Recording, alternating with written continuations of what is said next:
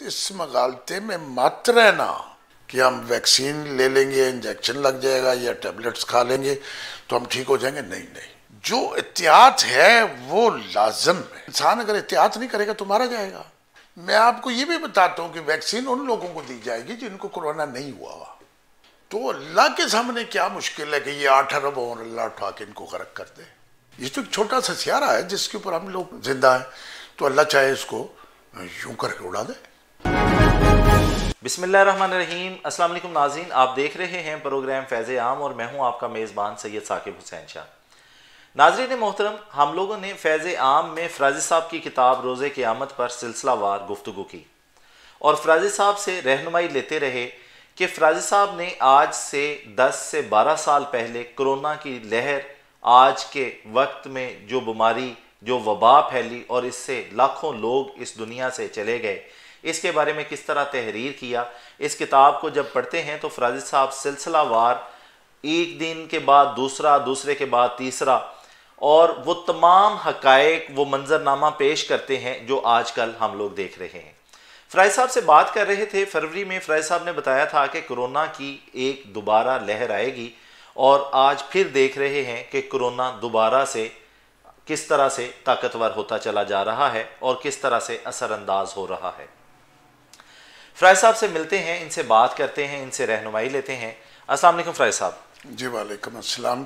फ़राज़ी साहब, आपने फरवरी में फरमाया था कि कोरोना की लहर दोबारा ज़ोर पकड़ेगी, तो आज फिर कोरोना जो है उसी तरह ज़ोर पकड़ रहा है। इसके बारे में चंद सवालात आपसे लेंगे। इससे पहले मैं आपकी किताब से 30वां और आखिरी दिन थोड़ा सा आपके गोश गुजार करना चाहता हूँ। फ़राज़ी साहब, आप अपनी किताब में लिखते हैं, वक्त आहिस्ता आहिस्ता आखिरी घड़ी की तरफ रवां था।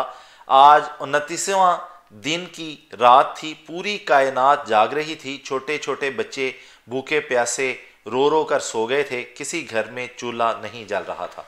आप आगे जाके लिखते हैं, बहू सास से माफ़ियाँ मांग रही थी, सास बहू से नज़रें चुरा रही थी, हर कोई दूसरे के सामने हाथ बांधे खड़ा था। औलाद माँ बाप से माफ़ी तलब कर रही थी, जालिम शौहर बीवियों से माफ़ियाँ मांग रहे थे, हर खुद गर्ज इंसान बेगर्ज हो गया था, हर अमीर गरीब से माफ़ी मांग रहा था। फ़राज़ी साहब, आप आगे जाके लिखते हैं, तमाम ताकतें ख़त्म हो चुकी थीं, तमाम हुक्मरान फ़कीर हो चुके थे, दना बेअकल हो चुके थे, हर इंसान को ऐसा महसूस हो रहा था जैसे ज़मीन कांप रही है। फ़राज़ी साहब, आप आगे जाके लिखते हैं, आज हर चीज़ को ज़वाल आ चुका था, आज हुस्न को ज़वाल आ चुका था, आज तमा को ज़वाल था, आज लालच को ज़वाल था, आज खुद गर्जी को ज़वाल था, आज हक तलफ़ी को ज़वाल था, आज बेईमानी को ज़वाल था, आज चोरी को ज़वाल था, आज मिलावट को ज़वाल था, आज शराब को ज़वाल था, आज जुए को ज़वाल था, आज जना को ज़वाल था, आज झूठ को ज़वाल था, आज इब्लीस को ज़वाल था और आज झूठ को ज़वाल था, आज बदी को ज़वाल था।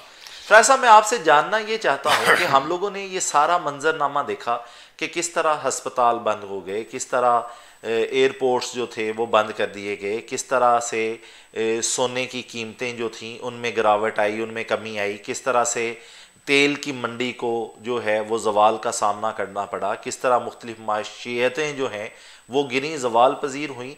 अब मैं आपसे जानना चाहता हूँ कि क्या ये जो जितनी बुराइयाँ जिनको मैंने डिस्कस किया है इनको भी ज़वाल आने वाला है? क्या हम देखेंगे कि झूठ को भी ज़वाल आएगा, जना को भी ज़वाल आएगा और इंसान अपनी खुद गर्जियों को छोड़कर इस दुनिया को जन्नत नज़ीर दुनिया बनाने में कोई कार खैर में हिस्सा डालेगा? शाह साहब, बात ये जितनी आपने 30वां दिन पढ़ा है ना जी, ये एक्चुअल मैंने मौत की वार्निंग का 30वां दिन लिखा है जी। ये आप इसी तरह समझ लें जिस तरह एक सजाए मौत के कैदी का आखिरी दिन हो। ये जितनी बातें हैं ये उस आदमी के लिए लिखी गई हैं जो आदमी अपनी जिंदगी के आखिरी लम्हात में है, जब उसके ऊपर आखिरी वक्त गालिब आ जाएगा। मैंने इसमें लिखा कि 30 दिन में लोग किसी वबा, किसी बीमारी से हलाक होंगे। तो स्टेप बाय स्टेप 30वां दिन आप पढ़ रहे हैं जी। तो 30वां दिन आप समझ ले, ये जो कोरोना का क्या कहते हैं करंटीना कहते हैं जी वो, यानी वो जो इंसेंटिव केयर है, जी ये इंसेंटिव केयर के अंदर है पूरी कायनात, जहां आपने ये सफा पढ़ा है। आदमी तमाम तर ये जितनी बातें आपने पढ़ी है ना, ये तमाम तर बातें उसी वक्त दुनिया में करता है जब मौत से गाफिल होता है। ठीक कह रहा हूं ना? जी जब मौत गालिब होगी, जब ये इंसेंटिव केयर में चला जाएगा, जब इसको वो लगा दिया जाएगा, क्या कहते हैं, वेंटिलेटर, वेंटिलेटर लगा दिया जाएगा, फिर ये सारी चीजें छोड़ देगा। फराज साहब पहले क्यों नहीं छोड़ देता? पहले छोड़ते ही नहीं ना। इंसान तो बना किस लिए है? आजमाइश के लिए बना है। इसके दिमाग के अंदर जो खुलिये हैं, उसमें नेकी है, बदी है, गुनाह है, सवाब है, हर चीज इसके अंदर मौजूद है। और जहां इसके अंदर अल्लाह का खौफ मौजूद है, मौत का खौफ मौजूद है, वहां एक खाने में इब्लीस बैठा है। अब ये इब्लीस से मदद ले या मौत से डरे, लेकिन अल्लाह की तरफ से ये अजाब उन कौमों पर, उन लोगों पर आते हैं। आप देखिए ना, माजी की सारी कौमें उठा के देख लें जिनको अल्लाह ने हलाक किया। अगर वो 20,000 थे, 30,000 थे, 50,000 थे या 2,000 थे, कौमे आद, समूद, कौमे मदियन, कौमे फलां, कौमे सदूमी, फलाने, ये सारे ये लोग अगर थोड़े थोड़े थे, तो अल्लाह के सामने क्या मुश्किल है कि ये 8 अरब और अल्लाह उठा के इनको गर्क कर दे? अल्लाह के लिए मुश्किल है? ये तो एक छोटा सा सियारा है जिसके ऊपर हम लोग जिंदा है, तो अल्लाह चाहे इसको यूं करके उड़ा दे। ये सियारा तो अल्लाह के सामने एक राई के दाने के बराबर है। तो अल्लाह ताला इंसान को आजमाने के लिए इसके ऊपर, तो अल्लाह को क्या फायदा है कि आपकी तरफ एक कोरोना का वायरस भेज दे? अब आपने ये तज्जिया करना है कि हमारे ऊपर ये चीज क्यों गालिब आ गई। हम क्या क्या बुराइयां करते हैं, कि कहां गए वो इतने अच्छे लोग जो अपने ऊपर आने वाले हर अजाब का ये तलाश करते थे कि मैंने क्या गलती की है। हमने तो कभी सोचा ही नहीं हमने क्या गलती की है, हमसे क्या भूल हुई है, हम पे क्यों कोरोना गालिब आ गया। अब जरा चूंकि बात एहतियात की हो रही थी, हम तो बड़े अजीबोगरीब लोग हैं, फिर अल्लाह ने हमारी मदद भी की हुई। अमेरिका में तो 1100-1200 बंदा रोज मर जाता है, वो एहतियात भी करते हैं, एक दूसरे से दूर भी रहते हैं, ठीक है ना जी। और अमेरिका में 1100-1200 बंदा मर जाना, 3.5 लाख बंदा मर जाना कोई मामूली बात है? ये उस कौम का बंदा है जिसका एक बंदा मर जाए तो वो समझता है हम तो स्पेशल मखलूक है, हम क्यों मर गए भाई। ये 20 साल में अफगानिस्तान में कितने अंग्रेज मरे हैं? बहुत कम मरे। और वो कितने लोग मरे हैं? तो वो अपनी जान को कीमती समझते हैं, तो अल्लाह ताला ने कहा तुम्हारी जान कहां से कीमती है? उनकी जान कोई कीमती नहीं। बात असल में पाकिस्तान में ये, अब हमारे वजीर आजम साहब पहले ये कह रहे थे, बल्कि वो कह रहे थे कि पूरी दुनिया ने मेरी तारीफ की है कि मैंने जो स्मार्ट लॉकडाउन किया और ये किया और वो किया, मैंने उससे बड़ा मैंने इस पे काबू पाया। तो अब ये वजीर, ये सारी काबीना अब क्यों नहीं कह रहे कि ये अच्छा, वो कह रहे हैं बस ठीक है।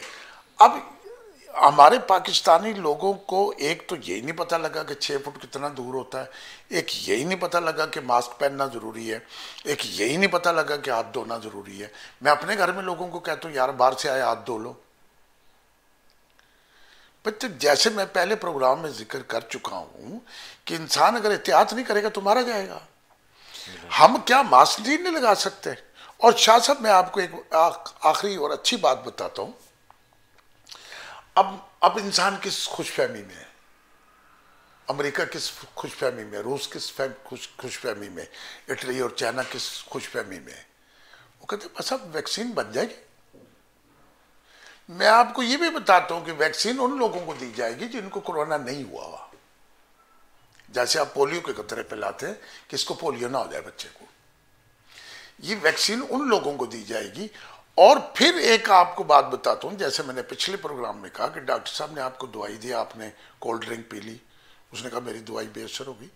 तो जब आपको वैक्सीन बन के आपको दी जाएगी, और वैक्सीन की अकल कौन अता करेगा? वो ही रब करेगा जिसने कोरोना का वायरस भेजा है। इंसान की तो अकल कोई है ही नहीं, ये दिमाग तो उसने बनाया है, इसी से निकलेगा वो, ठीक है जी। लेकिन मैं अपनी तरफ से ये पैगाम देना चाहता हूं कि इस मगालते में मत रहना कि हम वैक्सीन ले लेंगे, इंजेक्शन लग जाएगा या टैबलेट्स खा लेंगे तो हम ठीक हो जाएंगे। नहीं नहीं, जो एहतियात है वो लाजम है। बहुत खूब। क्या हर्ज है मास्क लगाने में? और शाह साहब आप देखते हैं, आप पाकिस्तान का बंदा तो किसी बात को मानने के लिए तैयार ही नहीं है। पाकिस्तान के बंदे को कोई आप बात कहते हैं वो मानने के लिए तैयार ही नहीं। मैंने बीसियों लोगों से ये सुना है कि कोरोना शुरोना कोई नहीं यार, ये सारा फ्रॉड है। और हमारे मोहल्ले में सारे इतने इतने मालदार, इतने इतने बड़े लोग, साफ सुथरे घरों में रहने वाले, खड़क करके मर गए। तो भाईजान, इस दुनिया का जो आपके पास सबसे बड़ा एहतियात का फलसफा है ना, वो आपकी रूह है जो आपके वजूद में है। मैं नहीं समझता कि पाकिस्तान की अवाम इसमें सीरियस है। अब बढ़ता जा रहे हैं केस, बढ़ते जा रहे हैं। पहले तो गवर्नमेंट ने सिर्फ पीटीआई ने सिर्फ इसलिए छोड़ डाला कि अपोजिशन जलसे ना करे, जलसों की वजह से उन्होंने कहा। लेकिन इनके जलसों की रोकने की वजह से इन्होंने कहा जी कोरोना बढ़ जाएगा, सच्ची मुच्ची कोरोना बढ़ जाएगा। और शाह साहब, अल्लाह ना करे ऐसा हो, अगली 2 सर्दियों के 2 जाड़ों के जो मौसम है ना जी, ठीक है ना जी, 21 और 22 के, उसमें भी कोरोना रहेगा। अल्लाह ना करे दुनिया का बहुत नुकसान हो। लेकिन इस किताब के अंदर लिखा हुआ है करोड़ों लोग मर गए, लाखों नहीं लिखा हुआ। तो इंसान ने इस बात का तजिया करना है कि यहां से मुझे ठोकर लगी तो मैं गिरा हूं, यहां मैंने क्या गलती की है, क्या हाल कर दिया अपने इंसान का, क्या हाल कर दिया अमेरिका, बरतानिया, इटली, फ्रांस ने इंसान का। जिस्म नंगे हो गए। आप कहते 1100 बंदे मर गए, 1200 मर गए। वो खुदा के बंदो, तुम इंसान हो, तुम्हारे वजूद नंगे क्यों है? तुम अल्लाह के कहर को क्यों पुकारते हो? हमारे यहाँ थोड़ा अल्लाह का रहम इसलिए है, हमारे यहाँ लोग अल्लाह से डरते हैं, लोग अल्लाह से माफी मांगते हैं, लोगों में कुछ ये एहसास बेदार होता है। वो तो कहते हैं नहीं, वो तो वहां तो ऐसे लोग हैं, ये कहते हैं कि नेचुरल सिस्टम में बंदा आता है, पैदा होता है, जिंदगी गुजारता है, मरता है, चला जाता है, इसको नेचुरल सिस्टम कहते हैं। उस मालिक की उसकी तख्लीक पे गौर ही नहीं करते। और भी तुम एक काली मिर्च का दाना बना दो, तुम एक सेब का दाना बना दो, तुम किसी पत्ते की ग्रोथ को पकड़ के दिखा दो कि वो कल इतना था जितना बड़ा हो गया। कायनात के अंदर अरबों कीड़े गठरों में पैदा होकर रोज मर जाते हैं। ये उस खालिक का कमाल है। खालिक जो मखलूक को बनाने वाला, इसकी मैं तो परिंदे देखता हूँ फेसबुक पे, उस पर तो मैं परेशान होता हूँ। मुझे एक परिंदे पे 15 कलर है। तुम तो इतना अच्छा पेंट नहीं कर सकते। क्या बात है। उसकी जात पे गौर तो करें। मैंने तो इस पे किताब लिखी है, खाल के कुल। मैं सोच के लिखता था कि अल्लाह कितनी बड़ी चीज है। तो मुझे 500 सफ़ा लिखने के बाद मुझे ये समझ आई है कि अल्लाह की जात वहां से शुरू होता है जहां से इंसान की अक्ल खत्म होती है। अल्लाह अकबर। जी सर। फैज साहब, आप लिखते हैं, हर आवाज़ खामोश होती जा रही थी, इंसानों में बोलने की कुव्वत ख़त्म हो रही थी, दिमाग सोच की कुव्वत से गाफिल हो चुके थे, हर आंख सहमी हुई थी, हर चेहरा उतरा हुआ था, हर धड़कन ठहरी ठहरी थी, हर आंख की पुतली मैली मैली थी, हर तरफ मौत का मंजर था, सब कुछ धुंधला धुंधला था। हर शख्स थका थका था। अब इंसान को पता चला कि मैं क्या हूं। आज मौत की वार्निंग पूरी होने वाली थी। अल्लाह इंसान को आजमा चुका था। आज इंसान की इज्तमाई मौत होने वाली थी। ये वो इंसान है जो इनफरादी मौत से डरता नहीं था। तो फराज साहब, क्या आज का इंसान ये सारा कुछ अपने सामने देखने के बावजूद भी आप समझते हैं कि बिल्कुल नहीं डर रहा, ना इनफरादी मौत से, ना इज्तमाई मौत से, और बिल्कुल एहतियात नहीं कर रहा? असल में बात ये शाह साहब, ये लोग किताब ये पढ़ेंगे नहीं। इसमें असल में वार्निंग है 30 दिन की, कि 30 दिन में किसी बीमारी से हलाक हो जाओगे। और फिर इसके आगे अल्लाह का रहम आता है। फिर आगे 100 सफ़े इसके आते हैं जिसमें अल्लाह कहता है अच्छा मैंने तुम्हें माफ़ किया। कई लोग ऐसे होते हैं, आपने देखे, आपके रिश्तेदारों में, ज़िंदगी में आपने देखे होंगे, जो ये पता लगता है कि बस इसका आखिरी टाइम है, अल्लाह फिर ठीक कर देता है। बिल्कुल। तो इस किताब में ये वार्निंग है कि तुम मारे जाओगे, और फिर अल्लाह ताला कहता है अच्छा नहीं, मैंने तुम्हें माफ़ किया, मैंने तुम्हें माफ़ किया, मैं तुम्हें जो मौत देना चाहता था उससे मैंने तुम्हें आज़ाद किया। बहुत ज़बरदस्त तख़य्युल है। ठीक है कि ये आज का जो 30वां दिन है जिसकी सुबह को क़यामत आनी थी, वो टल गई। वो टल गई। क्या आपके जिस्म में, अल्लाह कह रहा है, क्या मैंने आपको इस मौत से बाहर निकाल दिया? क्या मैंने मौत आपके वजूद में डालकर नहीं भेजी? उससे आप क्यों नहीं डरे? फलसफा ये है कि जब अल्लाह ने कहा कि तुम्हारे पर कोरोना आएगा, तुम मर जाओगे, तुम्हें सांस की तकलीफ हो जाएगी, मर जाओगे, तो आप कोरोना से तो डर गए, सांस की तकलीफ से तो डर गए, उस मौत से नहीं डरे जो अल्लाह ताला ने रूह डालने के बाद कहा कि तुम्हें फिर अल्लाह ने कहा आदम अलैहिस्सलाम को, उतर जाओ उस ज़मीन पे एक मुकर्रर मुद्दत के लिए, तो फिर तुम्हें लौट कर यही आना है। तो लौट कर यही आने का मतलब यह है कि वो 30 दिन तो आपको याद रहे, ठीक है ना जी। वो सजा आपको याद रही जो आपको बीमारी की शक्ल में मिली, वो सजा आपको क्यों नहीं याद जिससे कब्रिस्तान दुनिया के भरे पड़े हैं? अल्लाह अकबर। ये बात है सोचने की। तो टाइम चुके काफ़ी। फैज साहब, आपसे बहुत कुछ सीखने का मौका मिलता है। नाज़रीन मोहतरम, फैज साहब ने आज एहतियात के ऊपर बात की, हम इनके शुक्रगुजार हैं। ये अपने कीमती वक्त से हमारे लिए वक्त निकालते हैं और आपकी रहनुमाई और हमारी रहनुमाई छोटी सी एक एहतियात की बात मैं करना चाहूँगा। फैज साहब, मैं आपसे एक छोटा सा आपसे ये भी रिक्वेस्ट करना चाहता हूँ कि क्योंकि सर्दी का मौसम है और हर घर की अलमारियों के अंदर, हमारे घरों के अंदर गर्म कपड़े और गर्म लिबास एक्स्ट्रा पड़े हैं, अगर कुछ उनमें से गरीब गुरबा लोगों की मदद के लिए निकाल दिए जाएं, कुछ ऐसे बिस्तर, कुछ ऐसे कंबल, कुछ ऐसे गर्म कपड़े जो किसी के काम आ जाएं, इसके ऊपर 2 लफ्ज़। नहीं, इसके ऊपर बात यह है, मैं पहले जब हम प्रोग्राम GTV पे करते थे, मैं उसमें यही कहा करता था आखिर में, इंसान को जीना है दूसरे के लिए। बहुत खूब, बहुत खूब। मैं कहता होता था कि ये पता नहीं किसने फिक्रा बना दिया, अच्छा जी बड़ी मेहरबानी, आप अपना ख्याल कीजिए। ये फिक्रा ही बुनियादी तौर पे गलत है। मैं आपसे इजाज़त लूँगा तो आप कहूँगा अच्छा साहब अपना ख्याल नहीं, आप दूसरों का ख्याल रखें। बहुत खूब। ये कायनात बनी ही भाईचारे के लिए, दूसरों के ख्याल के लिए। तो मैं नाजरीन से ये अर्ज़ करना चाहता हूँ कि आप जब दूसरे के लिए ज़िंदा रहेंगे तो दूसरे आपके लिए ज़िंदा रहेंगे, और ये बेनिफिट आपको बहुत सारा सूद मिला के वापस आएगा। बहुत खूब। फैज साहब, आपके शुक्रगुजार हैं, आप अपने कीमती वक्त से हमारे लिए वक्त निकालते हैं। नाज़रीन मोहतरम, हमारे प्रोग्राम का वक्त ख़त्म हुआ चाहता है। मिलते हैं अपने अगले प्रोग्राम में, और फराजी साहब से दरख्वास्त करेंगे कि अपने कलाम को प्रोग्राम में शामिल करें। अपने मेज़बान को इजाज़त दीजिए। अल्लाह निगहबान।